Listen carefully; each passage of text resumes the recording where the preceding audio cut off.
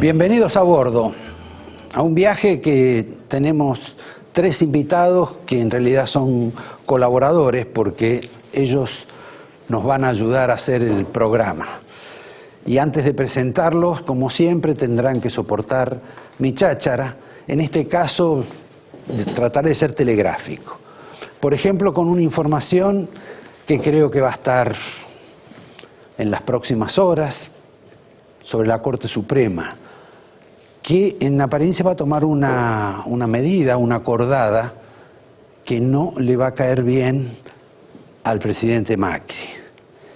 Me parece que la Corte Suprema va a decidir que no comete excesos ni arbitrariedades la Procuradora de la Nación, la jefa de los fiscales, la señora Alejandra Gil Carbó, a quien el gobierno de Macri quiere echar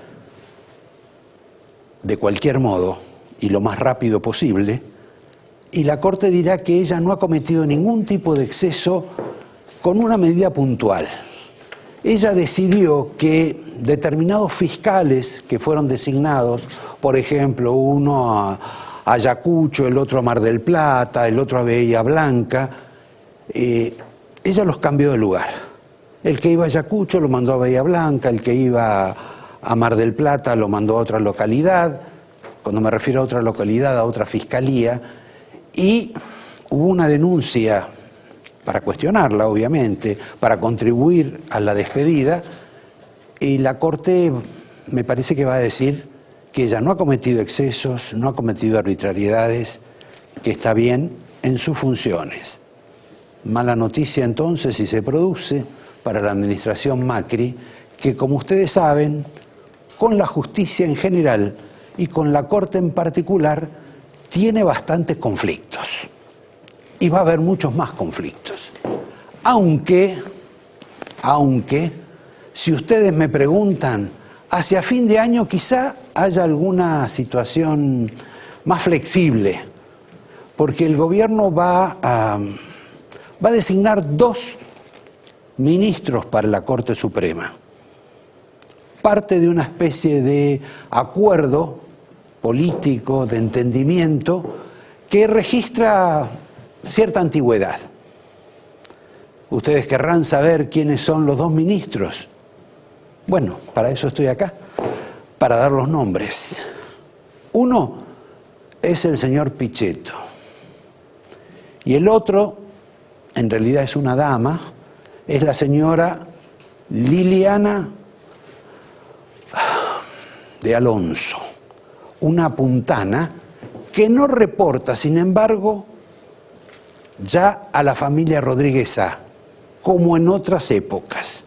Inclusive porque los Rodríguez A han cambiado un poco, sobre todo el gobernador Alberto, que como ustedes saben, se hizo kirchnerista, en realidad se hizo cristinista, devoto de Cristina, la va a visitar, le propone, le invita a su provincia, casi se ha enamorado, lo cual es una imputación falsa, porque él está enamorado, como ustedes saben, de otra señora, siempre con alguna mujer famosa, sea en la televisión, en el cine, en las carreras de autos y en este caso en la política.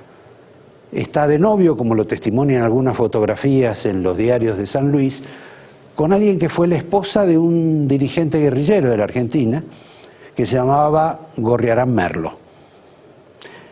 Bueno, de cualquier modo, ese es un capítulo menor, cambiamos la hoja. Y ya que estamos con damas, vamos a hablar de la señora Carrió. La señora Carrió tiene una particularidad con este affair, con este escándalo del caso Odebrecht o del Lavallauto, que como ustedes saben no implica solo a Odebrecht, sino que implica como a 10 empresas más del Brasil, que tienen repercusiones sobre, bueno, en todas partes del mundo, hasta en los Estados Unidos, y en particular en la Argentina. Y ahora está todo el mundo, quién recibió plata, quién recibió coimas, quiénes eran amigos, etc. Antes el señor Marcelo Odebrecht era la estrella del empresariado del mundo. Ahora, bueno, es un señor condenado, está en una mazmorra brasileña, seguramente no mal atendido, pero preso.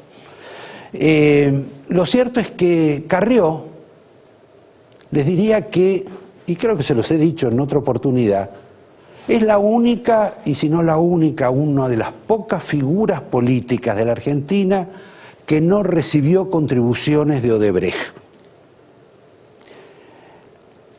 Contribuciones que podrían ser legales, porque serían aportes a la campaña electoral, no necesariamente un aporte o una contribución de estas características supondría una relación sospechosa. Pero lo cierto es que, según había dicho ya la gente de Odebrecht, a la única que no le pusimos plata fue a Elisa Carrió.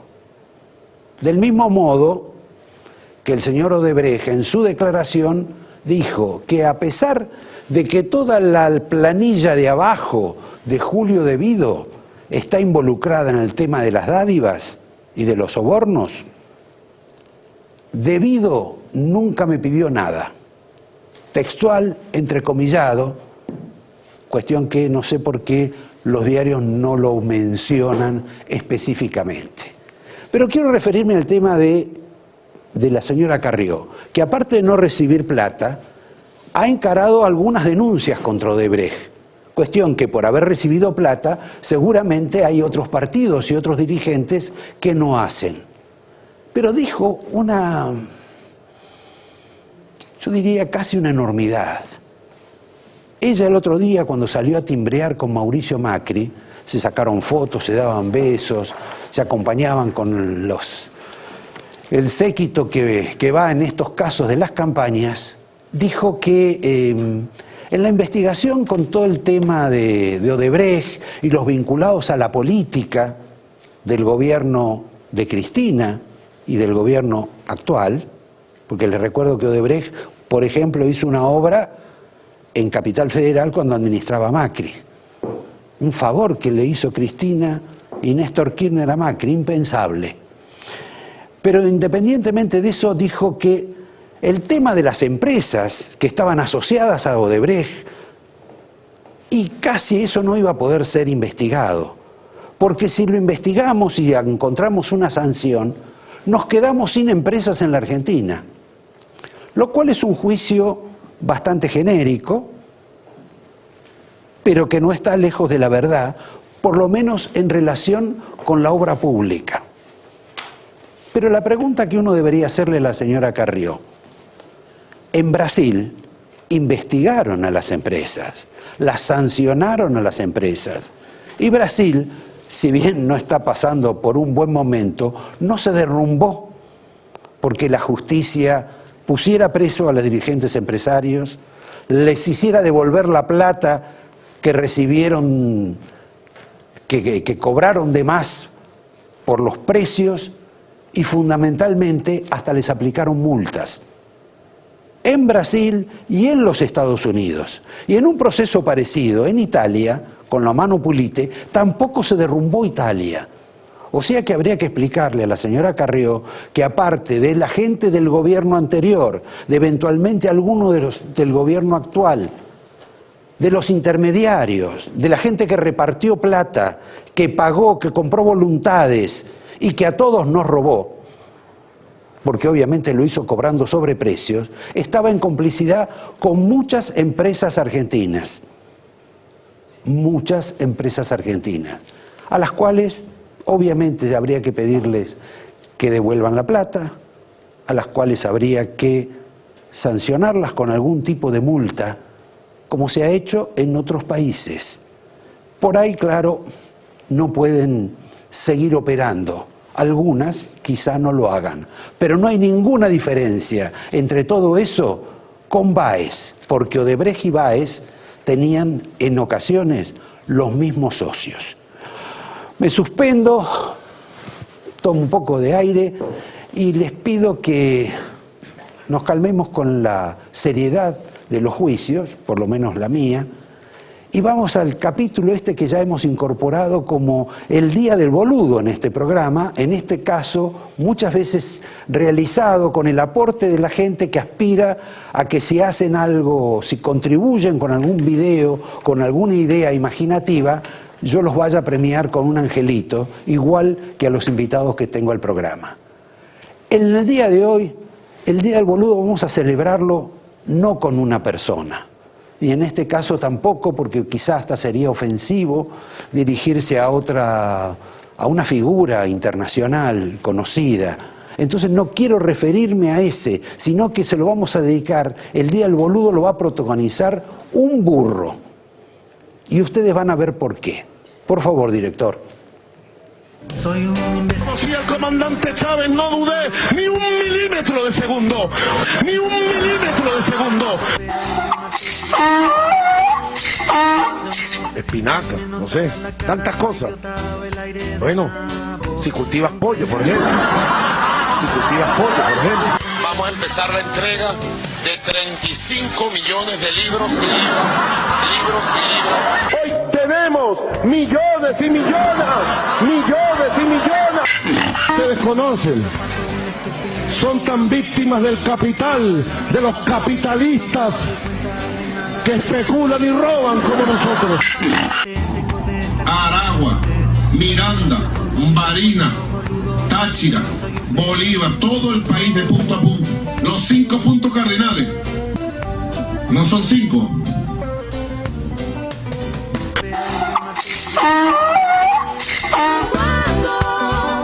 Bueno, ustedes podían creer que...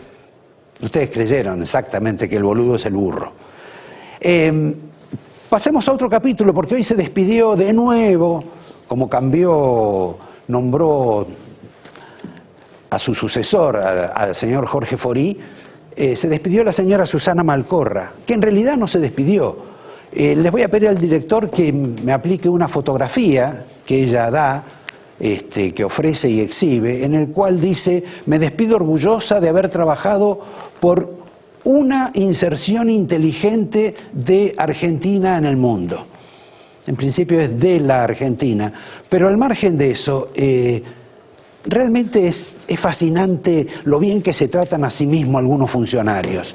En este caso, esta mujer que se iba a España, según ella dijo, porque en alguna medida su esposo no estaba bien, y ahora asume un cargo que no figura, que es ad honorem, como también se dijo, que la va a tener viajando por todas partes, en aviones obviamente de primera, en hoteles de 5 o 6 mil dólares, con viáticos a no rendir, con un cargo también en la OMC temporario. En fin, va a contribuir al desarrollo de la Argentina en el exterior en forma inteligente, al menos para ella. Mientras tanto, la Argentina, el Ministerio de Economía o el Ministerio de Hacienda, ha llamado a concurso a no menos de una docena de economistas para que intervengan en todo el proyecto de la realización del G20 el año próximo.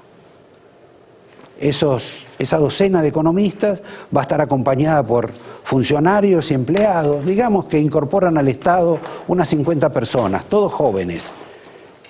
La pregunta es, en la Cancillería, donde sobra gente, ¿no hay elementos humanos en esas condiciones para integrarse a la convocatoria esta para el G20? Es inexplicable. ¿Dónde está la inserción inteligente de Malcorra, de la Cancillería y de lo que se gastan los contribuyentes en ese ministerio?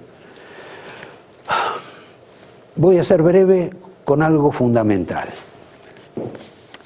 Habrá que reconocer, es medianamente público, que la inflación ha empezado a hocicar hacia abajo, en forma, yo diría, casi pronunciada.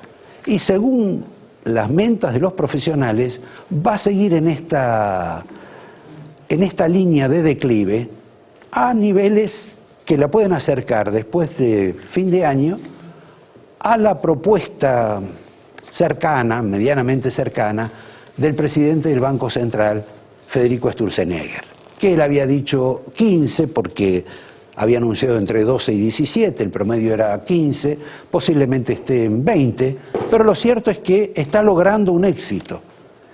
Pero singularmente, también en un proceso de declive sobre el cual hay que advertir, hoy encontramos que el consumo está más que flojo en la Argentina. Los últimos datos de consumo son patéticos, en ropa y en supermercados.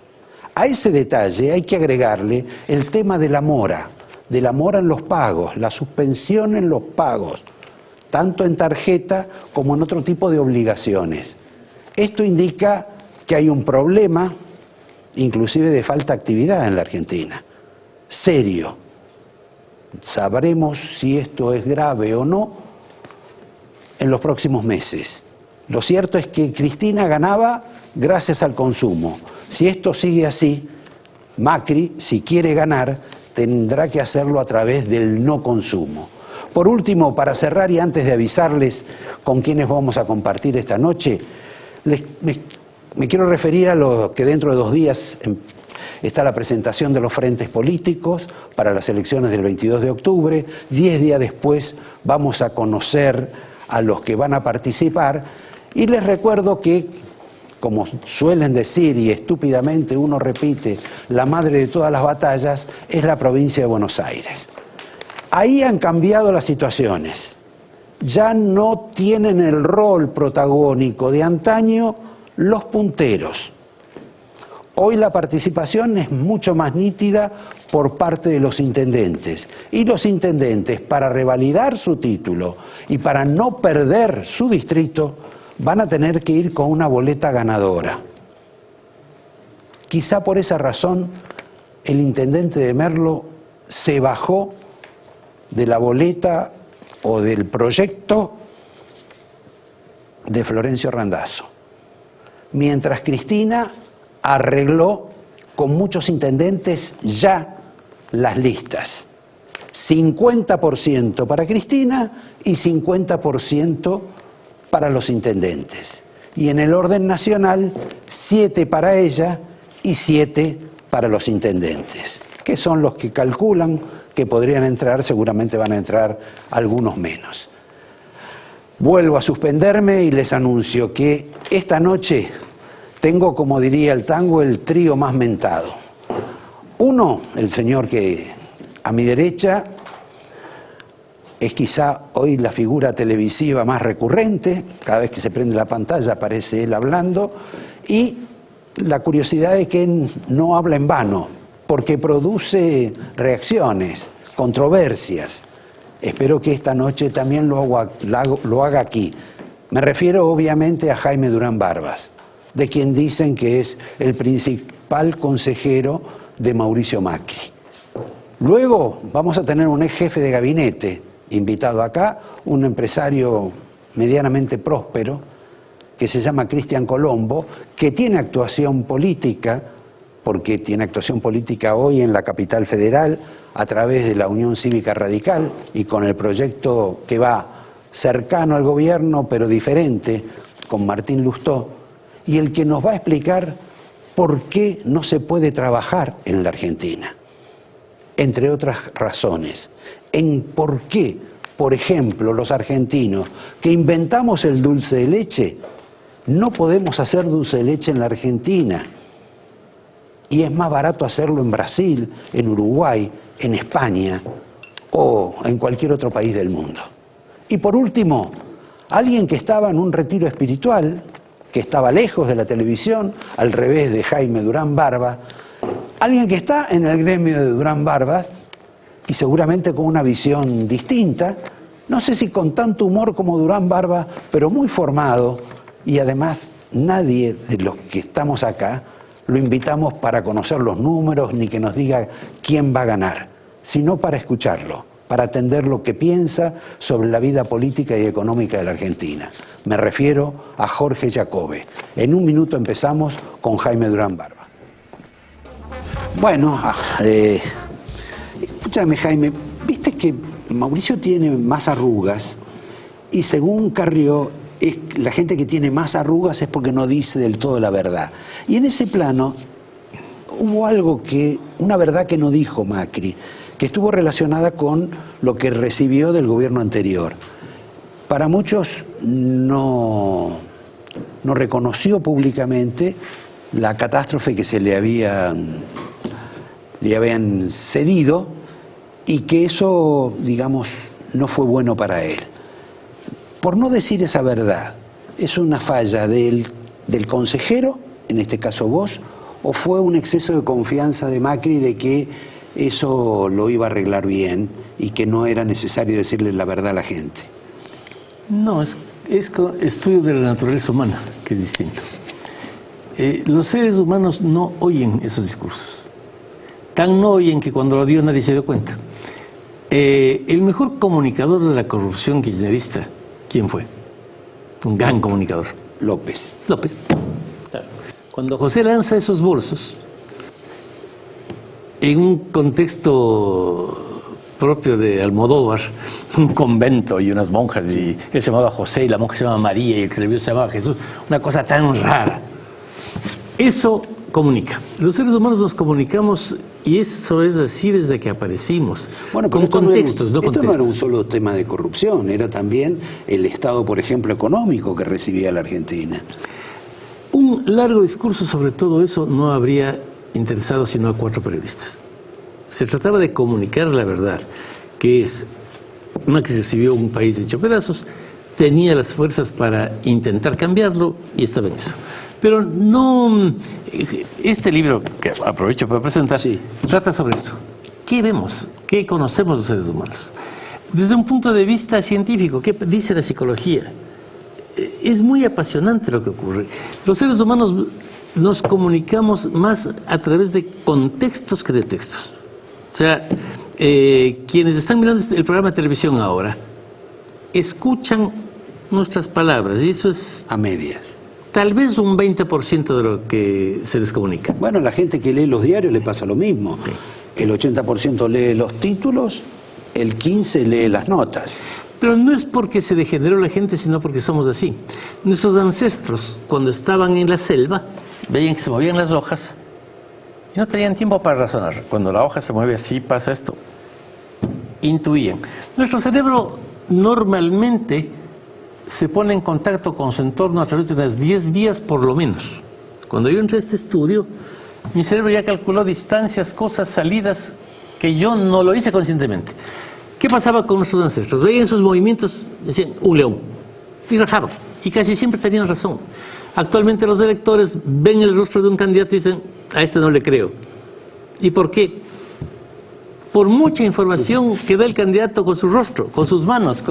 Bueno, aparte de esa opinión, nos comunicamos con contextos. Aparte de esa opinión lombrosiana, cuando uno lee tu libro, lo que en alguna medida vos sugerís es que los candidatos a presidente, no importa si están bien o mal formados, como que esto que estás expresando ahora, en alguna medida si uno lo extrema, es como elegir a un tipo que a través de la cara, de los ojos, de las expresiones, capta a las multitudes. Es decir, los personajes de Gran Hermano son mucho más importantes que alguien que ha estudiado o alguien que se ha formado en un laboratorio político. De pronto un señor como Tinelli podría ser un gran candidato a presidente. Y digamos, volvés a la cultura casi menemista de Scioli, de Reutemann, de Palito Ortega. A ver, hay un descalabro de la política presidencialista en el mundo. Eso es así. La revolución de las comunicaciones nos llevó a otra forma de vincularnos a los seres humanos. Esta sociedad se volvió horizontal y ahora cuando el padre le dice al hijo que haga tal cosa, el hijo hace lo contrario, y lo mismo pasa con los curas y los feligreses, los maestros, los estudiantes. La sociedad vertical se desmoronó. Estamos en este programa que tiene impacto. Mucha gente que viene al programa agarra el teléfono y dice, este Durán Barrio es un mentiroso, ¿a quién se le ocurre esto? Y Robert, bueno, se acabó el abismo que hubo siempre entre el emisor del mensaje político y el receptor. Ahora todos son emisores. Y hay una marea descomunal que es la opinión pública, compuesta por millones, por decenas de millones de mensajes que intercambiaron el día de hoy los argentinos, sobre todo lo imaginable, entre los cuales la política tiene un 5% de espacio. ¿Con qué votan los electores? Con el 100% de eso. Y entonces actualmente es más peligroso atentar contra los nuevos valores de la sociedad que decir un discurso político. O sea, actualmente, yo se lo dije a Mauricio cuando subió el presidente Temer y vino acá a visitarle, no dura, tiene que caerse. No tiene ni una mujer en el gabinete, ni una. No tiene ni una persona de color en su gabinete. La esposa de él no es fea. No está en el gabinete. No, claro. No, está casado con alguien. Siempre están en el gabinete las esposas de los presidentes. No nos engañemos. Al no poner ninguna ministra está despreciando a las mujeres. Y al no poner a alguien de color en Brasil. Yo he trabajado en Brasil, asesorando a una mujer negra además. Sí. No puede ser, está caído. Porque todos esos son mensajes. Todo tiene un mensaje político. Y la gente lee todo eso. Lee más que los manifiestos políticos. Si las mujeres no ven ninguna mujer en el gabinete, dicen, este tipo nos desprecia. Y si sumas las mujeres más la gente de color en Brasil, son la total mayoría. Más los jóvenes. Bueno, supongamos que los jóvenes en este caso no son, más allá de que lo que decís está muy bien, los jóvenes son muy sensibles a estos valores, a la no discriminación, a las mujeres, al tema racial. Antes, cuando vos y yo éramos jóvenes, hacíamos chistes racistas o con un contenido racista. Soy joven. Nos matábamos de risa. Bueno, sí, como me decía algún importante político argentino, Corach, con el que estuve hablando alguna vez, hablábamos de otro político que tenía 72 años y me dice, un pibe. Como así, yo tengo 85 y estoy joven. Sí, depende de la perspectiva que quiero ver. Pero efectivamente, el mundo cambió, hay una cantidad de valores, de cosas. No es que cambió, está cambiando todos los días. Todos los días. Entonces, ¿qué hacemos nosotros? Investigar permanentemente, averiguar qué está pasando. Uno de los grandes misterios para mí son las motivaciones y desmotivaciones de los jóvenes para la política. Hicimos una encuesta gigantesca en México hace 10 años. De ahí salió el libro Sexo, Mujer, Internet y Política. ¿Cuáles son los valores de los jóvenes? ¿Por qué rechazan tanto la política? Hicimos otra investigación en Argentina, fue genial, con las mismas preguntas, las mismas. A ver, ¿cuántas diferencias había entre los argentinos y los mexicanos? Entre 15 y 25 años. Se trataba de comprender su mundo, no de política, pero cómo aprecian la amistad, el sexo, la relación familiar, la religión. Fue genial, casi calcadas las dos realidades, la argentina y la mexicana, siendo países tan diversos. Sí. Y ahorita estoy trabajando con mis dos socios, Roberto Zapata y Santiago Nieto. Roberto es un psicoanalista descomunal, un hombre ya grande, tiene 75 años y se ha pasado en esto toda la vida. Pasó una encuesta a fondo para comprender qué pasa con los jóvenes. ¿Por qué hay ese abismo brutal de ellos con el resto del mundo? ¿Por qué les importan más los youtubers? Tuve la oportunidad de cenar con Mario Vargas Llosa hace la feria anterior del libro y conversábamos de la juventud, de la sociedad banal sobre la cual él escribió.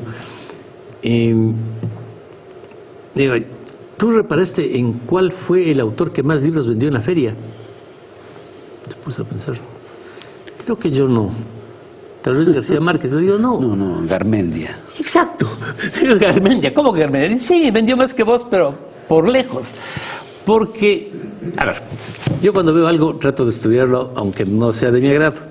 Convengamos que Garmendia es un señor, un joven chileno, que en realidad hace videos, ese tipo de cuestiones, para chicos más que para adolescentes, pero que ha encontrado una beta... Absolutamente vacíos. O sea, yo me metí, a mí me da interés todo, me metí a ver los videos, me compré el libro, y pocas veces encontré algo tan vacío desde mi perspectiva. ¿Y esto? Cuando vos decís vacío, también decís idiota. No necesariamente. Incomprensible para personas con información. Es lo que yo diría. O sea, no puedo entender cómo alguien se puede interesar en eso.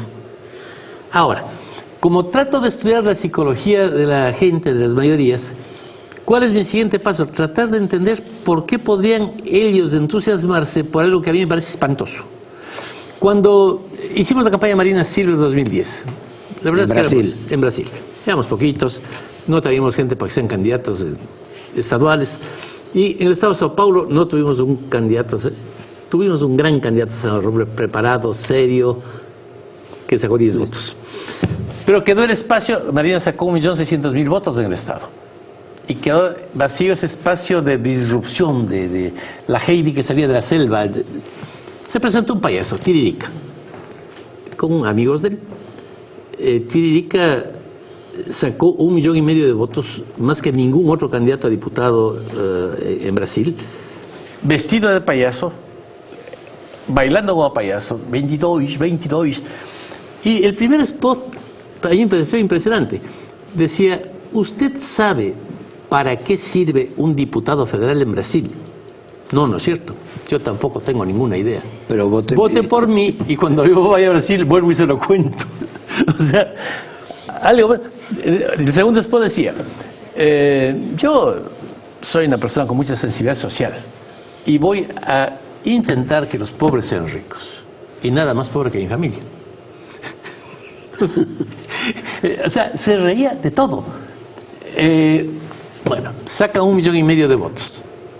Mi reacción, debo confesar que eran los únicos spots que yo veía.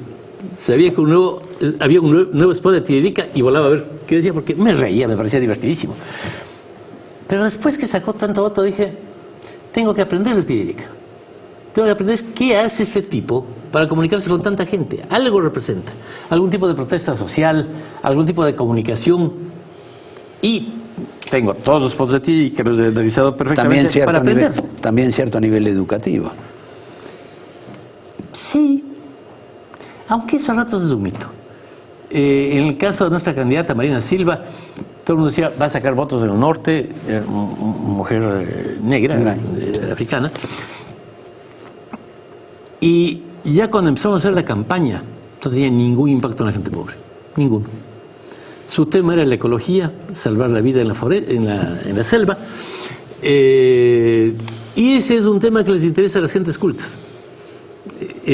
La vida por la ecología y demás le interesa a aquel que ha leído, estudiado. Nuestros targets eran estudiantes, intelectuales, etc. De hecho, logramos un apoyo masivo de los artistas de Brasil, María Bethânia, que es un spot maravilloso, pero abajo, no. Y la prensa decía, ¿es la candidata de los negros? No, no había un negro que vote. eran los ecologistas. Pero, ¿cómo sabes eso? Estudiando. Hay que hacer la encuesta y ver en dónde. También porque al saber en dónde impactaba el mensaje de Marina, podíamos dirigir el mensaje. Si hacíamos un mensaje dirigido abajo, nos hundíamos. Es a gente educada en el sentido que ha estudiado en la universidad. Sí. Bueno, entonces a esos, ¿qué hacemos? Les mandamos un mensaje por internet, les hablamos de estos valores, de ecología, la salud, la educación, un mensaje muy idealista. Era la Heidi idealista que salía de la selva. Maravilloso, pero todo esto tienes que saber estudiando. Y como dos preguntas finales, y para hablar algo de la Argentina, de la Heidi local, ¿cuál es la razón por la cual antes los episodios de inseguridad, tipo el asesinato de un chico de 3 años, el crimen sobre un matrimonio de jubilados cometidos por esta especie de vándalos que hay en la provincia de Buenos Aires, a las administraciones anteriores los enloquecían porque todo el mundo les echaba la culpa de algo por estos episodios? Y en este caso, con María Eugenia Vidal, nadie se acuerda siquiera que es gobernadora. ¿Cuál es el misterio? Yo diría casi lo contrario. En el caso de Daniel Scioli, yo nunca hablo mal de nadie, lo respeto a Scioli como respeto a todo el mundo. Sí, sí. Pero objetivamente, él tenía una estupenda imagen y la provincia estaba en una situación desastrosa. Es objetivo, o sea, yo he ido a las escuelas de la provincia y la mejor escuela de la provincia estaba peor que la peor escuela de la ciudad de Buenos Aires. Los hospitales estaban mal, muchas cosas estaban mal, y a Daniel nadie le reclamaba nada. Nada. ¿Y qué ocurrió? Que de pronto le empezaron a reclamar, porque también le reclamaron a Solá. El caso de Bloomberg fue en tiempos de Solá. Ahora, ¿por qué a ella no le reclaman? A Daniel no le reclamaron nunca. Bueno, casi sí, gana la presidencia. Sí, bueno, pero al final le reclamaron. No. Y hubo episodios de muertes en las cuales él tuvo que protagonizar como un investigador y realmente no le fue bien. Problemas descomunales que si le pasan a María Eugenia, no sé cuántos muertos hubo en la inundación esa. Yo honestamente creo que por su manejo de imagen, el no ser confrontativo, el contrastar su actitud más conciliadora con la posición siempre batalladora de la señora Fernández, a Daniel le fue bien como imagen.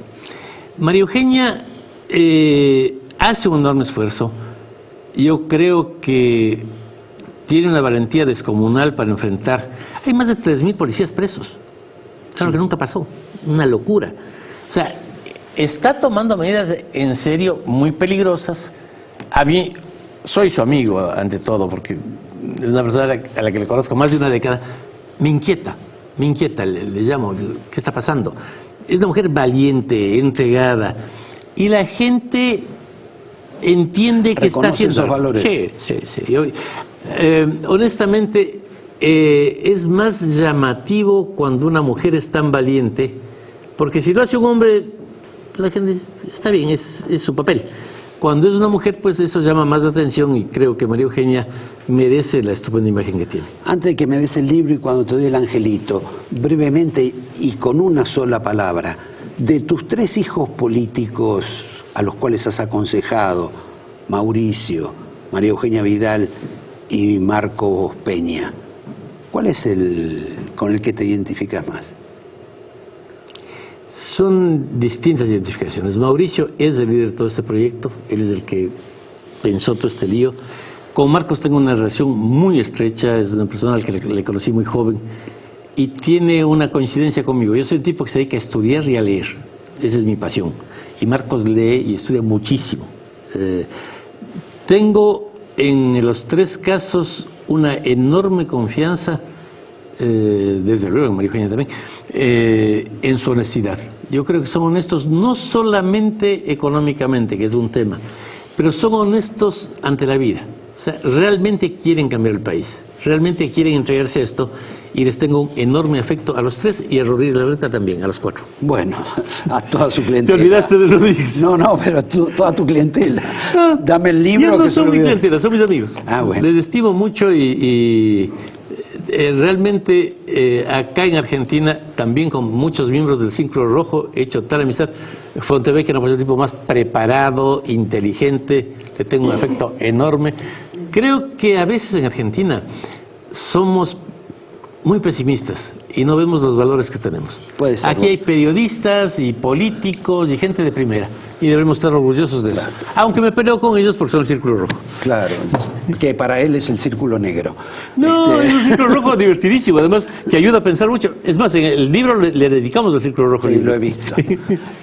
Acá está el libro para los que escriban, para el primero que escriba, en realidad van a escribir muchos, y los invito, aparte de despedirlo a Jaime, a que veamos a nuestro próximo invitado, alguien que nos va a explicar por qué no hubo lluvia de inversiones en la Argentina y por qué él sufre que no haya lluvia de inversiones.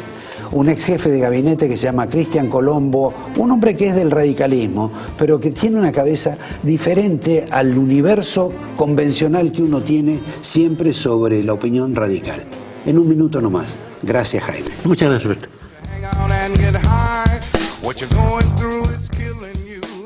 Por lo general, para terminar en lo particular, y nunca pudimos llegar a lo particular. Así que con Cristian Colombo vamos a empezar de lo particular para llegar a lo general. Vamos a empezar, ¿por qué no pudiste poner una fábrica de dulce de leche? ¿O por qué es casi imposible hacerlo? ¿Por qué una hamburguesería rinde más en Chile que en la Argentina? Y a partir de ahí podemos empezar a explicar algo de lo que le pasa y le acontece a este país. Bueno, a ver, yo presenté un trabajo que fue publicado en El Cronista, que básicamente comparaba 2 empresas franquiciadoras que estaban instaladas en Chile y en la Argentina, las 2 comparaciones en lugares similares. Tipo un McDonald's, alguna cuestión de eso. Exactamente. Y el resultado de esto fue que cuando uno empieza a analizar línea por línea, como analiza un empresario, uno veía que en el costo de producción no había grandes diferencias en los insumos. Estábamos un poco más caros los argentinos, producto de que cuando yo hice este trabajo se era muy reciente la devaluación, entonces el precio, digamos, de la carne y del pollo, en este caso, había subido. Pero no había grandes diferencias. En el costo de la mano de obra, lo que se observaba era, en primer lugar, que era mucho más productiva la mano de obra argentina que la mano de obra chilena. Esto medido por un índice objetivo, cuántos tickets era capaz de emitir con una determinada cantidad de empleados en cada uno de estos lugares. Había un tema ahí que, pese a ser mucho más productivo, era mucho más cara, por la diferencia de cargas sociales. Entonces ahí dejemos no por salario, sino por las cargas sociales.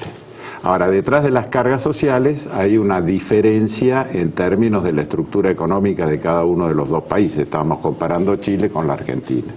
Y esta diferencia es básicamente que el servicio de salud y el servicio previsional en Chile no están cargados tanto al costo empresario, sino que están cargados en otro lado, y habría que discutir cómo son los servicios en cada uno de los dos países. Entonces, esta era la diferencia desde el punto de vista de costos, pero no aparecía ahí una diferencia muy grande.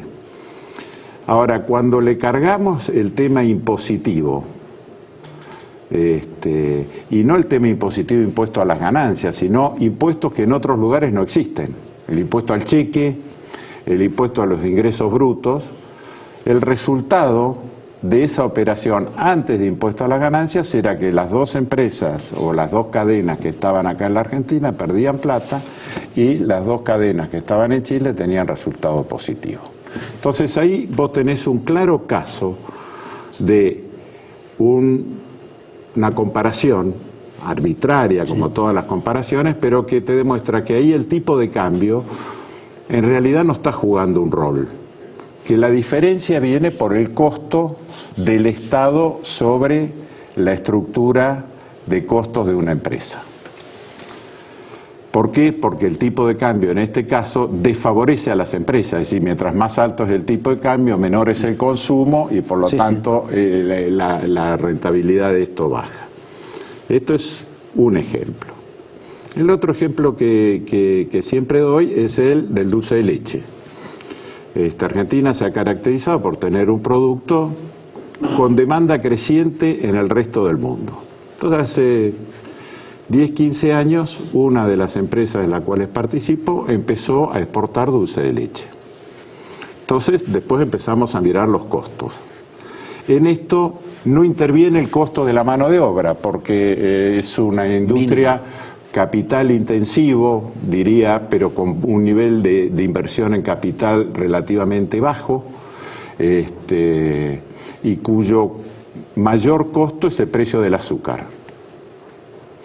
¿En relación al costo total? Y otro de los costos importantes es el envase, y otro de los costos importantes es el transporte, que es común a todos. Es decir, en la Argentina tenemos costos de transporte, primero porque estamos lejos, muy elevados, y segundo, pues los costos internos del transporte es muy alto. En este caso, lo que se observa es que las regulaciones del Estado, en términos de no podés importar azúcar, el precio del azúcar es 2 o 3 veces el precio internacional, entonces esto ya saca desde el principio. Desde el principio. ¿Por qué es más alto el precio del azúcar? Bueno, hay un acuerdo desde 1800 y algo que prohíbe la importación de azúcar. No, y además hay... Pero recientemente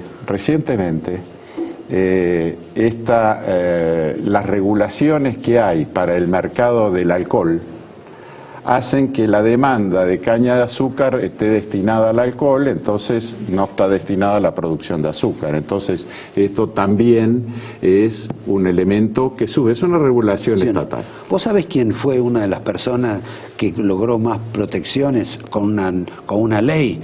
Un miembro informante, conspicuo y potente en la Cámara de Diputados. No. para alguien que proviene de una provincia donde del azúcar no saben nada, la señora Cristina de Kirchner. Casi inexplicable ese fenómeno. Bueno, no quiero interrumpirte. Bueno, y el otro tema son los envases, que en ese caso hay una regulación de mercado, es decir, hay un monopolio, entonces la oferta de envases de la Argentina para competir en el mundo es mala. Hace 12 años, 14 años en España no había ninguna fábrica de dulce de leche. Hoy hay 3 o 4 que producen y abastecen, como se abastece hoy, a toda la comunidad económica europea, a algunos países de Medio Oriente y África. Entonces, ese es otro ejemplo. Entonces agarré y dije, bueno, ¿qué va a pasar con otros mercados? Entonces fui al mercado de la carne, mercado que la Argentina desapareció. Te diría que suspendamos esto de lo particular, porque si no, no vamos a llegar a lo general y el programa va a estar incompleto. Todo este tema, la participación del Estado en todo este juego, que es como una participación excesiva, es producto también de las políticas que hacen los respectivos gobiernos que hay en cuanto al gasto. Bueno, yo creo que somos un país gastador, un país poco austero. Si vos mirás los presupuestos nacionales, el nivel de gasto creció hoy hasta un nivel de casi 45% el nivel de gasto agregado de nación, provincias y municipios. Entonces, cuando antes era 15 años o un poco más, era del 30. Exactamente. Ese mismo nivel era del 30 o menos. ¿Y en comparación con otros países del mundo? En comparación con otros países del mundo, el promedio de la OCDE da alrededor de 34% de presión impositiva y nosotros damos 32%. Con 32%. Ahora, a nivel de gasto estamos por arriba de todos esos países, con problemas que son generales a todos los países y con problemas que son particulares a nosotros y a la atención que le prestamos. Atrás del gasto público, el principal gasto que tenemos es el gasto previsional. El gasto previsional es 45%, gasto previsional y en subsidios del ANSES y demás, es 45% del total del gasto. Que en este periodo se ha incrementado en un punto más gracias a la reparación histórica. Sí, un punto y casi 2.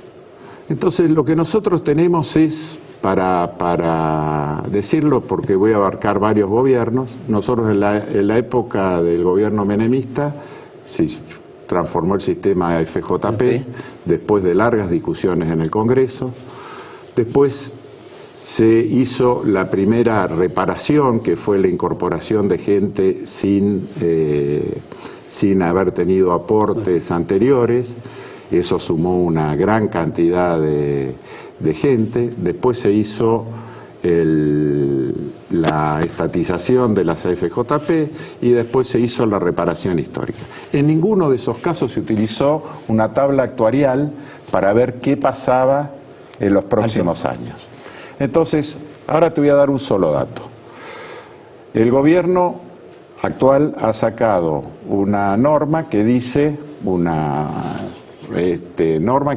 que va a bajar el gasto, va a bajar el nivel de déficit 4,2 este año, 3,2 el año que viene.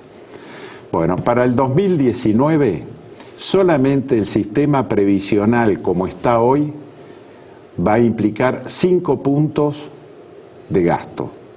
Entonces, esto que parece que el gobierno va a bajar solamente un punto de gasto, en realidad va a estar bajando 2,5, porque el 4,2 de este año en realidad va a significar 5,5 porque no tiene los efectos de blanqueo. Entonces, esto es de una dimensión el problema que requiere que haya un ajuste, porque acá no estamos arreglando un tema. Pero la gente considera que este gobierno ha hecho un ajuste y la verdad que no ha ajustado nada. No, yo creo que ha ajustado algunas cosas, está tratando sí, pero ha gastado mucho más en otras. Pero ha gastado mucho más y el nivel de déficit ha subido. Ahora, Macri a todo el mundo le dice, te diría casi como última pregunta, que él vive obsesionado por el déficit y por el tema del gasto. Pero él es un hombre que en esta administración ha gastado muchísimo. Y digamos, en la capital cuando fue gobierno, en alguna medida también. Bueno, el pasado en ese sentido lo condena. De los 8 años que gobernó Macri la ciudad, 7 los gobernó con déficit. Y si uno mira los niveles de... O sea, que un solo... año tuvo superávit en el 2010, creo, o 2011. ¿Y por qué los argentinos se preocupan tanto por el nivel de déficit hoy en el país y no, por ejemplo, en la capital cuando la administraba Mauricio o cualquier otro? Bueno, porque ahí tuvo la capacidad de financiar, porque no solamente el nivel... De tomar prestado. Claro, no igual que ahora. Sí, no solamente el nivel de gasto, el nivel de prestaciones que tenés por ese gasto, porque esto es lo que te aumenta el costo. El costo argentino es alto porque el nivel de precio que nosotros hemos quedado colocado, no solamente por la inflación, porque la inflación juega para adelante. El nivel de precio te está jugando hoy. Ahora, ¿tu radiografía es que esto es inviable en la Argentina? No, yo no creo que sea inviable. Yo creo que pero hay es un neumático con infinidad de pinchaduras. Hay que alentar a que ataquemos los verdaderos problemas. Porque acá se han instaurado un montón de derechos. De esto va a ser muy difícil retroceder si no tenemos claro, porque si no el nivel de ajuste que vos tenés que hacer sobre el resto de los gastos es muy alto. Pero yo te voy a dar algunas cifras más para... breves. Nosotros gastamos para recaudar, y todos estamos contentos, porque la AFIP hizo un blanqueo excepcional, y realmente creo que trabajaron muy bien los que están en la AFIP. Pero nosotros gastamos por año aproximadamente 40.000 millones de pesos desde el sector público para recaudar. Eso el sector público. Ahora, las regulaciones hacen que el sector privado, ya sea para pagar o para evadir, gaste una cifra similar. Entonces gastamos 80.000 millones de pesos para recaudar cada 10 años 10.000 en un blanqueo. Entonces, perdón, y para que el 40% de los que deberían ser todos los contribuyentes, el 40% no pague. Exactamente. Entonces lo que digo es, ¿cuál es la eficacia de nuestro ente recaudador en términos estrictos? Porque tenemos 35% de mala recaudación en el sistema previsional, por ejemplo. Hay trabajo en negro que ya lo hemos asumido, es decir, esto no existe. Entonces esa presión impositiva de la cual hablábamos está recayendo sobre una porción cada vez menor de contribuyentes. 5 personas que sostienen a 18 aproximadamente. Exactamente. Cristian, te tengo que invitar otro día para que me des las soluciones. Te doy el angelito, la descripción es horrible de la Argentina. Para que no te deprimas demasiado, te voy a regalar un libro que es Fuego y Cenizas, que es un libro que intenta generarle optimismo a quienes han perdido la fe en los políticos. Bueno, la verdad que no lo conozco. Es un ex candidato a primer ministro en Canadá, que salió de una universidad americana y se presentó y no llegó a su... Bueno, Canadá es el espejo en el que no nos hemos mirado nunca, a pesar de que estábamos en condiciones de hacerlo. Gracias, Cristian, y los invito a ustedes a tratar de ser más rápido. A alguien que, no sé si va a ser rápido, pero que nos va a entretener muchísimo, que es Jorge Jacobe, para saber de encuestas, de la realidad política y además mucho más con nombres y apellidos. Gracias, en un minuto nomás. Vamos a ver si somos capaces de ser breves con Jorge. Si él es capaz de ser breve. ¿Quién arriesga más el 22 de octubre, Mauricio o Cristina? No, lo único que se juega es Cristina. Lo único que va a decidir Argentina es si Cristina está en condiciones de conducir al peronismo de nuevo al poder o no. Eso es lo único que se decide. Si el número que logra Cristina indica que no está en condiciones de devolver al peronismo al poder, Cristina se murió ahí y el peronismo se reorganiza de otra manera mirando para otro lado. Pero digamos que también si Macri pierde, No va a perder. Su perspectiva, eso ahora me lo contás, su perspectiva del 2019 se vuelve un poco más compleja. Macri necesita que Cristina no pierda por mucho, aunque te parezca mentira. No va a perder por mucho. Va a perder por 10 puntos o más, sí. 10 puntos. Provincia de Buenos Aires, sí. Según el candidato que elija el PRO, si hubiera sido Carrió, hubiera perdido por mucho más de 10 puntos. Bueno, En este caso vos le asignás importancia al candidato, porque en verdad... es la última importancia. Estamos en la misma elección que hace 2 años. Mauricio no es Eisenhower, no es Churchill, no es Kennedy, pero el espanto a Cristina es brutal. De modo tal que la gente dice, ¿qué hago? ¿Pago más caro el gas? Sí, pero que Cristina no vuelva. Es la misma elección. Cristina trabaja para que Mauricio gane a partir del espanto que ella provoca y Mauricio trabaja para que Cristina vaya presa, digamos. Ese es el pacto. Convengamos que, según el gobierno, si Cristina pierde va a ser mucho más fácil la posibilidad de que termine en cautiverio. Ese sería el peor negocio para Mauricio. Pero parece lo más deseado por la gente de Cambiemos. Yo te diría que lo único no deseado por la gente de Cambiemos, independientemente de lo que digan, ¿no? Cristina es como una araña pollito de 4 kilos, digamos, que protege mucho al apellido Macri. Si Cristina se muriera o no hiciera política o perdiera dramáticamente las elecciones, Macri volvería a ser Macri. Esto es que se dan fuerza uno al otro. Totalmente, hay una... Y de hecho las fuerzas alternativas, el masismo, el randacismo, trata de romper esa polaridad, logrando... ¿Qué inventa Randazzo para romper la polaridad? Que discute con Cristina en la candidatura. Humo. ¿Qué inventa Massa? Dejemos de discutir ayer, bajemos los precios de los alimentos, no aceptemos los aumentos de sueldo del Parlamento. Propuestas absolutamente sorpresivas, digamos, disruptivas, que tienen una gran capacidad de difusión que los pone de vuelta en escena porque estaban absolutamente al costado de la situación. De modo que están trabajando bien los muchachos estos alternativos en orden a encontrar palabras, discursos que logren que los pongan de vuelta en escena. Ahora, de ahí a que eso signifique votos, a que ha habido una pequeña evolución de un par de puntitos de Massa del mes pasado a este, de 12 a 15, de 12 y monedita a 15, pero no es que tampoco proponiendo que los diputados no aumenten los sueldos y que bajemos el IVA a los alimentos y que pasa de 12 a 25. Digamos.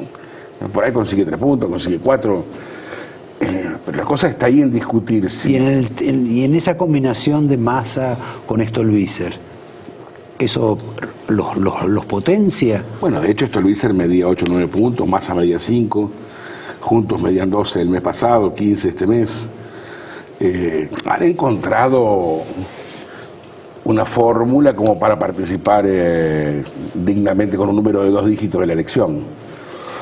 De ahí a que... Ahora estamos hablando de alguien que en algún momento fue un aspirante serio a la presidencia, se desmoronó según vos, Massa. Massa fue como de Narváez, una herramienta de la sociedad para conseguir un objetivo. De Narváez está en su casa, digamos, y le ganó a Néstor. Y Massa está con 10, 12 puntos, 15 y le ganó a Cristina. Digamos, ¿no? Y lo mismo con Cafiero. El hecho de ganar una elección no significa... Y lo mismo que Fernández Mejide con Duhalde. Absolutamente. Es decir, en determinado momento la sociedad necesita darle un ejemplo, un mensaje, un castigo, lo que fuera, a alguien y utiliza una herramienta, agarra un elemento de los que tiene a disposición, lo utiliza y después lo deja. Es decir, ¿quién piensa bien de Narváez? Que le ganó a Néstor vivo. Sí, sí. Nadie. Ni lo necesita nadie para nada. Digamos. Ahora, lo que vos decís es como que alguien, un pensador, ha armado este esquema de necesidad y de enemistad entre Cristina y Macri que los mantiene vivos durante... Hace un ratito. Esto fue un ejercicio dialéctico de un manipulador que te dice que yo estudio, que tengo que hacer para que te haga esto, para que... Te está diciendo el titiritero, te está diciendo...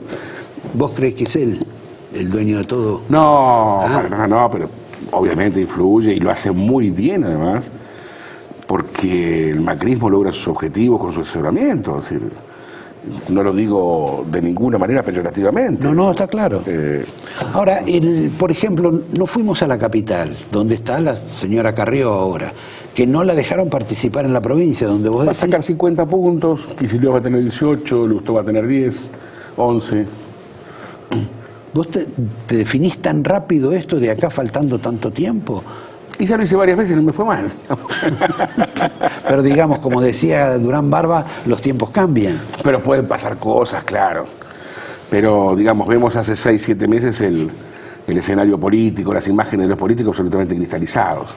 Mauricio tiene 50, Vidal tiene 60, el gobierno tiene 40 en la provincia de Buenos Aires, el kirchnerismo tiene 30, Carrió mide 50 en la capital, el kirchnerismo ¿Y mide 18. puede ser un ave fénix o está enterrado? Scioli está en su peor momento, digamos, con menos de 20 puntos de imagen positiva. Ahí, si el candidato fuera Scioli, que no va a pasar, la diferencia en provincia de Buenos Aires sería el doble, sería de 20 puntos. En el caso de Carrió, ya saliendo del tema de las encuestas tan particular, ¿qué va a pasar con Carrió si llega a sacar esa magnitud de votos, suponiendo, creyendo en vos? Primero la sacaron de la provincia de Buenos Aires para que no fuera la que venciera a Cristina. Porque si además del peso que ella tiene y de la palabra que ella tiene, ahí acabamos de publicar la medición, 77% de los argentinos creen que está bien que un dirigente político denuncie la corrupción de su propio partido, solo 4,7 cree que está mal. Tajante definición de los argentinos respecto de la actitud de Carrió, denunciando los nichos de corrupción que supone existen dentro de su propia fuerza. Una situación absolutamente culturalmente distinta, porque partidos políticos eran como las organizaciones mafiosas de la Argentina. Nadie se animaba a hablar en contra de sus propios compañeros. Bueno, esto está diciendo, hay una sociedad distinta, lo ha hecho más con madura. Escaso éxito. ¿Cómo? Lo hizo con escaso éxito.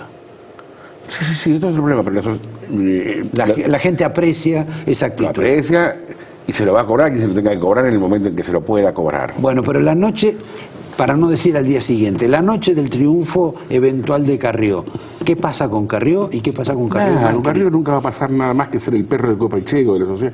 ¿Te acordás de ese aviso de Copa y Checo cuando un perro agarraba el pantalón y lo trataba de romper y lo rompía? Carrió es el fiscal, digamos. En algún momento fue Zamora, en algún momento fue Allende.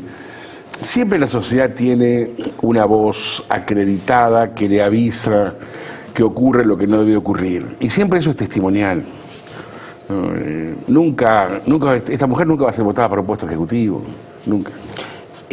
Después de las elecciones se dice, se afirma, el Círculo Rojo lo pide, la necesidad de un plan, la posibilidad de un acuerdo tipo la Moncloa.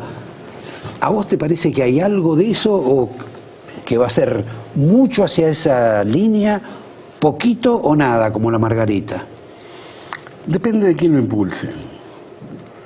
Si uno mira los programas políticos argentinos de este momento, están discutiendo la Argentina lo mismo que la destruyeron. Nuestra generación llevó a la Argentina de 75% de clase media a 60% de pobres. Inapelable. No es una cuestión de un ministro, no es una cuestión de 2 semanas. Rompió la educación pública, rompió el hospital público, permitió circular la droga, empobreció a la población, prostituyó a la política, prostituyó al periodismo. Es decir, nuestra generación es... Lo que yo no creo es que el demoledor sea el constructor. Demoledor es una profesión, tiro abajo todo, constructor es otro. Cuando veo a los ex jefes de gabinete de Cristina hacerse los distraídos sobre lo que pasó, digamos, un jefe de gabinete te dice que no sabe que circulaban miles de millones de dólares para sobornar gente. Estamos dejando ir a la televisión a cualquiera, digamos. Los mismos que destruyeron Argentina están pretendiendo decir que súbitamente tienen ahora la lucidez que no tuvieron hace 2 semanas. Bueno, pero en ese esquema también aparece Macri. Pero por supuesto, la de gran discusión. Con un tema de su apellido, digamos. Pero obviamente, Roberto, te agradezco la pregunta, porque la gran discusión es saber si Macri es el último de los nuestros o el primero de ellos. Y yo sostengo que es el último de los nuestros. Ahora, con él hay gente que son los primeros de ellos. Pero esta es la discusión. ¿Quién es Macri? ¿Es el último de los nuestros o el primero de ellos? No sé, me parece que con nosotros no quiere estar. ¿Con vos y conmigo? Sí. Igual hay otra Argentina, Roberto, hay otra Argentina que hay que empezar a mirar. Eso lo decís porque estás viviendo en el interior. Sí, donde los políticos son acreditados, la población jura que nunca robaron, que ningún intendente... Trenquelauquen, América, Fuentes en el sur de Santa Fe, gobiernos de Cambiemos, gobiernos radicales, gobiernos... Hay lugares donde los políticos no tienen hijos con caja de seguridad de 4 millones de dólares, hay lugares donde los políticos no tienen guardaespaldas, hay lugares donde los políticos caminan por la calle y la gente los saluda, no los escupe, no se tienen que tapar la cara. Y pasa en la Argentina. En la Argentina verde, esa que no conocemos. Bueno, y te vengo a proponer eso, te pido por favor... Lo escuchaba recién a Colombo darte un libro que generara un nuevo optimismo. Inviten a esa gente, por favor, pregúntenle si son vietnamitas o argentinos y cómo hacen para vivir en este país. Pasan otras cosas en otros lugares que están un poquito más lejos. Bueno, otro día me lo contás porque si no nos sacan del aire. Nadie quiere creer en esto que es Un librazo, te traje Los poderes del diseño. Tomá. De Sebastián Guerrini, para todos los especialistas.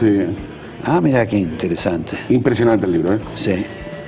Bueno, lo voy a... Es el angelito número 10 que tengo. Ya casi tengo el equipo de fútbol. Bueno, la próxima vez te lo completo. Te agradezco, Jorge, lamento que no haber tenido más tiempo. Me entretuve con los otros dos invitados. Y bueno, ustedes los veo el próximo lunes. Gracias y buenas noches. El hombre mira al hombre y le aguanta la mirada. El hombre mira al hombre y le aguanta